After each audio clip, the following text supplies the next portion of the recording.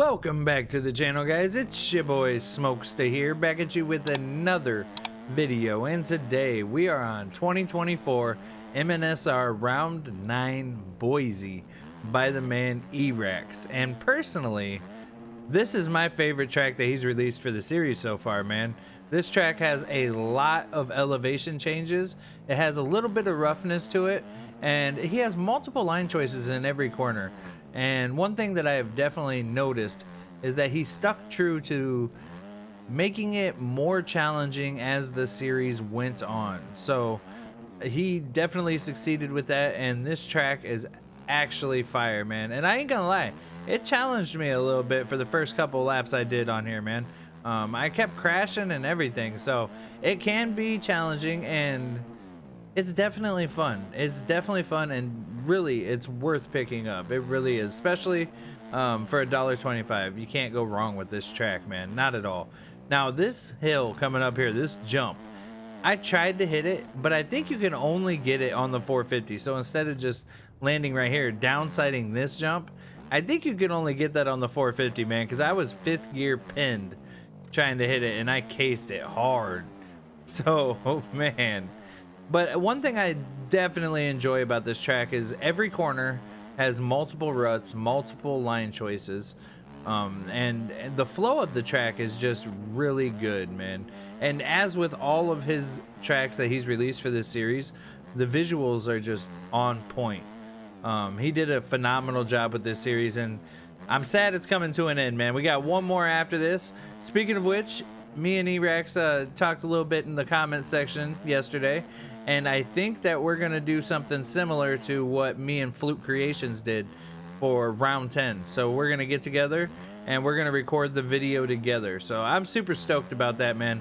I thought it was awesome to have the track creator with me on the track doing a review of it, and it gives us an insight into their thought process and how they came up with the ideas that they came up with. And all of these tracks for the MNSR series have all been fantasy tracks. They're not just replicas, you know what I mean? So he had to put a lot of thought and effort into these. So I'd be curious to see where his head was at with it and ask him some questions and just kind of pick his brain, man, because he's a phenomenal track creator, and I enjoyed all of the tracks from this series, man. Now, obviously some were better than others, but overall as a series, it's definitely a win. Like, he did an amazing job, man. And this track itself did not disappoint at all. I actually think it's better than what I thought it was going to be. I thoroughly enjoy the elevation changes. I really enjoy having multiple ruts and line choices in every corner. And the visuals to me also make a big impact, you know what I'm saying? So, but man, today, the day this is releasing, we have the ARL Thunder Valley race, and I don't know about y'all, man, but I watched that preview on stream last night of the track, and woo boy. Now this is where I'm at though. I think that them waiting a week to release the tracks for this for the ARL has made a huge impact on the quality and like just overall how the track rides, because it definitely resembles the outdoor track a lot. It resembles last week's race a lot. Like the ruts that they took, the ruts that formed during the race, you could see them in the video.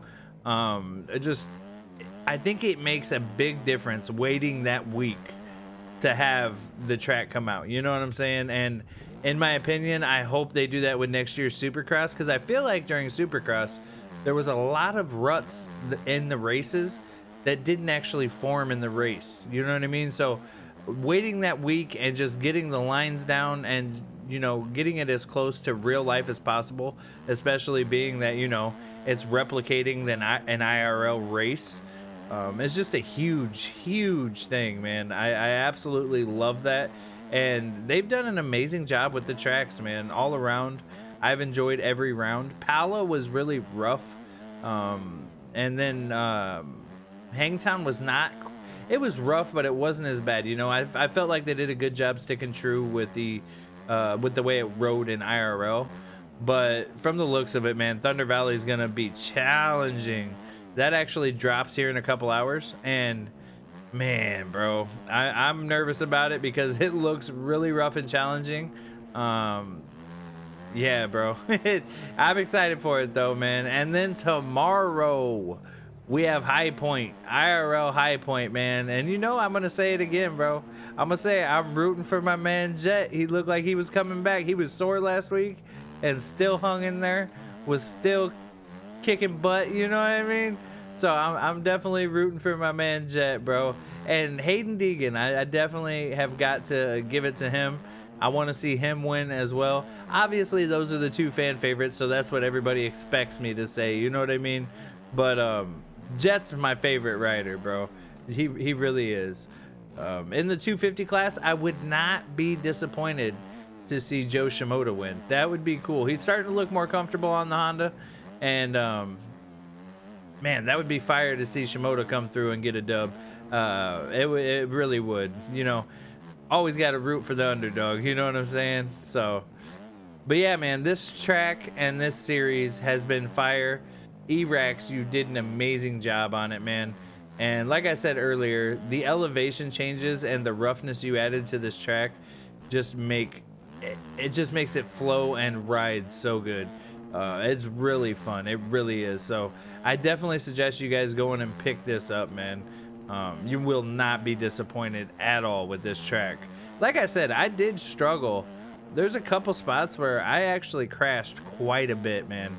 And it is what it is, I guess. You know, I'm not the best at the game, but this track can challenge you, and that's one of the things I appreciate about it, man. You know, you don't want it to be just a straightforward, easy track, especially in my mind. It's like the free tracks, okay, like those can be easy and not rough and all that, you know what I mean? I feel like the paid tracks at this point with where we're at in the game have to be rough. Like that, I love a rough track because it gets me practice and lets me kind of just get better at the game, you know what I'm saying? So tracks like this, like that corner, I overshot that rut so many times, bro. It's absolutely insane. But yeah, definitely go check out the MX Bike Shop and pick this up, man. You will not be upset that you did, man. You will not. I guarantee it. But let me know down below, what do you guys think of the MNSR series so far? How many of them have you bought? Did you buy the pass? Let me know what your favorite track from the MNSR series is, man. So far, I believe this is my favorite track from the series, and I'm loving it. I really am, man. I really would like to put this in the servers for some races coming up because it's really just that good. Like, no lie. You know what I'm saying? So shout out to E-Rax, man. I can't wait to get up on here with you next week and go over round 10. DM me whenever you want to do that, man. If you want to do it like a day or two early so we can release it on the day the track releases, or whatever you want to do, just get a hold of me. We'll get it all figured out, ironed out, and we'll get that done, man. I'm looking forward to having you up on the channel. Looking forward to doing the review with you and just kind of picking your brain, man. So, but other than that, guys, that's gonna do it for us today, man. Hit that like button, hit that subscribe button. I'll see y'all next time, man. Peace.